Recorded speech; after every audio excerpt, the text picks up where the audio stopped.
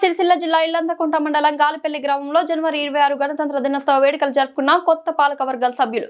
గాలిపల్లి గ్రామంలో నూతన సర్పంచ్ బద్దం శేఖర్ రెడ్డి జెండాను ఆవిష్కరించారు. ఈ కార్యక్రమాన్ని పురస్కరించుకొని ఆయన మాట్లాడుతూ స్కూల్ డెవలప్మెంట్ మరియు విద్యార్థులకు క్రమశిక్షణ, గ్రామంలో ఎలాంటి అసౌకర్యాలు ఉన్నా వెంటనే వాటిని పరిష్కరిస్తానని హామీ ఇచ్చారు. ఈ కార్యక్రమంలో ఉప sarpanch, Panchayat secretary, ward member, విద్యార్థులు, గ్రామ పెద్దలు ఈ కార్యక్రమంలో పాల్గొని విజయవంతం చేశారు. నాకు కొత్తగా ఏమనిపిస్తుంది అంటే ఇంకేదైనా కొత్తది చెప్పాలి, నలుగురు చెప్పిన దానికంటే కొత్తది ఒకటి నేను చెప్పాలి, పిల్లలకి ఏదైనా చెప్పాలి అనే ఫీలింగ్ ఇక్కడ కూర్చున్నప్పుడు వస్తుంది. ఆ బాధ్యత నాకు అనిపిస్తుంది ఇప్పుడు.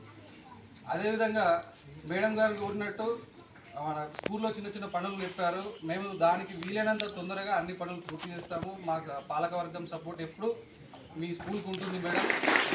సభాముఖంగా